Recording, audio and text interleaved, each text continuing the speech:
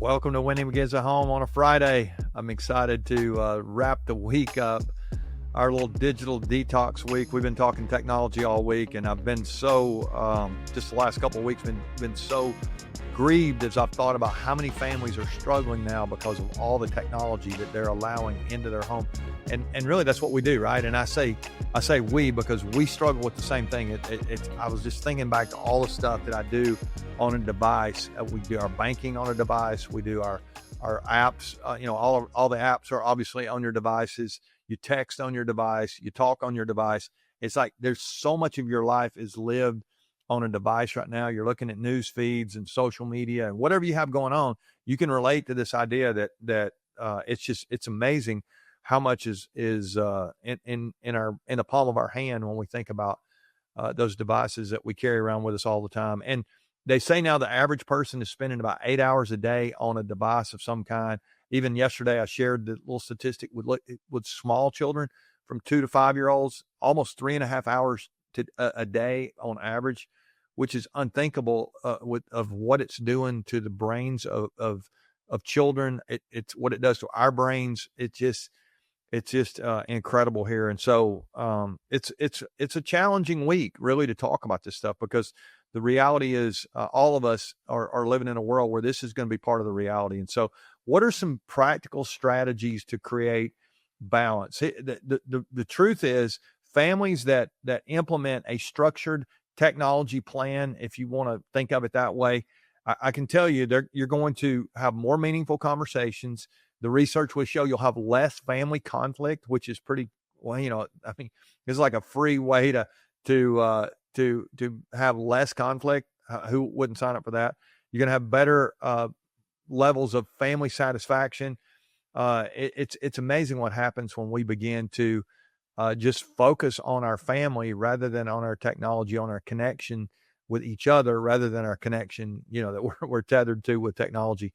It can be crazy. So I want to give you a couple last things to think about this week, and maybe one last thing that you can do. And I really think that we really can make some progress here. But I'm not sure that progress is going to be one giant piece of progress. I think it's going to be some gradual stuff. And so I'll wrap us up with that today. But let me just remind you of a couple of things here, a couple of principles, really, if you think about them. There is really power in instructional design or intentional design. Maybe we say it better that way. And as I think about the technology in our family, I think about the technology in your family.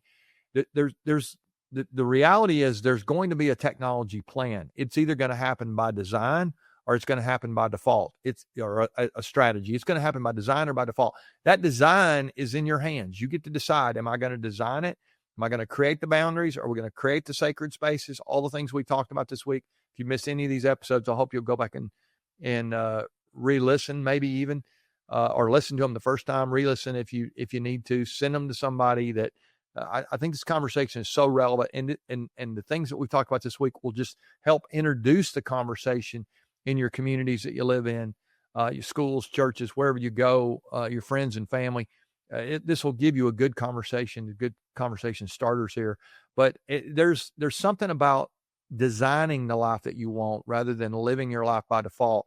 Maybe something will change, or we'll just hope something gets better. And we always say hope is not a strategy. And I think this is true here too. I think we have to design the technology plan that we want in our family. And then I think it's still going to be hard. The second thing I would say as we wrap the week up is as adults, if you're the mom or dad, I think we have to model what we want our children to follow. We have to model what we want our kids to follow. And the way I would think about it is this: if I say these are the expectations and it's going to be digital free for my kids, or we're going to live this digital free family life, and then I'm still scrolling all the time, I'm still checking my emails, I'm still on my text when we're in these family conversations, I'm not modeling what I want them to follow. We know this. When you don't model the right behavior, the behavior that's expected or that's agreed upon, it actually creates resentment. It's just going to cause more strain in those relationships. And so this will be hard for us, but we get a chance here. It's another area where we can say these are going to be our values, and then we can live like they're true. We can model that for our kids. And I think that becomes a powerful thing. And then the last thing I would say today is feel permission here for this to be a gradual change. I think there needs to be a decision that is instant, but you don't have to have all this figured out today. I mean, it's like by Monday, you don't have to have this digital strategy rolling and humming, and that's great. I would encourage you to start with some baby steps, and we've given you several things this week that you can do. You can do a little audit maybe to start with, like what's the reality in your family situation right now when it comes to technology. And then maybe you just start with some of those little ideas that I gave you, the sacred time or the sacred space. Where's that digital free time going to be? The distraction free time. We're going to remove distractions, and we're going to create connections at mealtime. And so maybe it's one meal a week this is going to happen, or maybe it's the first part of every meal every night. Or again, you'll have to decide this. What are going to be those times though where distraction is going to be? It's not. There may be distraction, but it'll be the dog barking or the preschool, or throwing food or whatever. We can do some training there when we need to, but we don't need to be worried about the phones, under the table, or we're texting each other across the table. I see this all the time. I go to restaurants and there'll be a family of 4 or 5 people sitting around a table.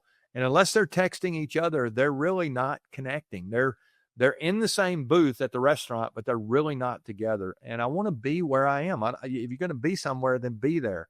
And I think this is hard for us, mostly because technology gets in the way. So I would just give you permission to say this can be gradual. Let's take some steps. And so we might want to start with that meal time. We might want to start with that basket on the island where we put all the phones in. We're going to come together. We'll have a conversation. That's going to happen first. And then maybe we go technology free. We're building toward technology free in our bedrooms. We're going to have the charging station. Again, all that stuff we've talked about this week. You get to decide what that looks like, but to not decide is to have a default strategy and just believe that it's going to be okay. And it's really not. You're going to go with the masses if you don't make a decision here. And so I would just encourage you to do that. So I guess my takeaway this week as I think about, or my takeaway today really as I think about strategy, is create some kind of spot or ritual, if you want to say it that way, a habit that it's going to happen at the same time every day where you're going to have a connection together. Everybody that lives in your home. I think if you're going to take back some ground, this connection time can be so powerful. What does that look like? Maybe it is that meal time. Maybe you have coffee together in the morning, depending on who lives there and who drinks coffee. What is that time during the day where you're going to go on the family walk? Or maybe it's on Thursdays, we're going to do this, and on Tuesdays, we're going to do that. You get to decide. But I love the idea of having some kind of connection every day that is a connection without technology. We're not connected to technology. We're connected to each other. And I think when that happens, it is so powerful. We have this opportunity.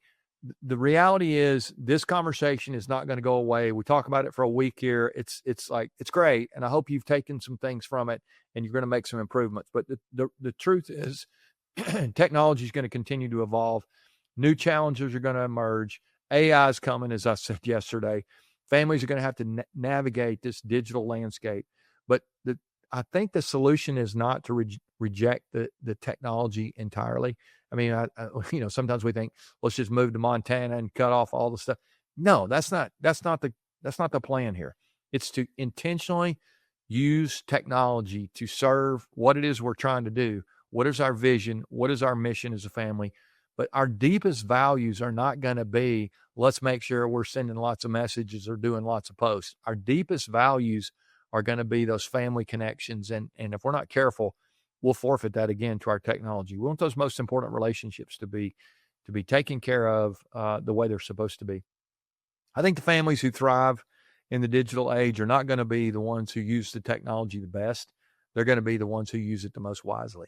And I want to be in that camp. I want us to make sure that we use technology, but we use it wisely. I think every moment is a new opportunity for you to choose connection over distraction. Distraction's going to stay there. Productivity is always going to be on. There's another email. There's more details. There's always more stuff. I think presence is so much more important than productivity when we're at home. And when we lock in and we live our lives, I say this all the time, I want to live my life in such a way that the people who know me the best, love me the most, that's not going to happen if I've always got a device in my hand.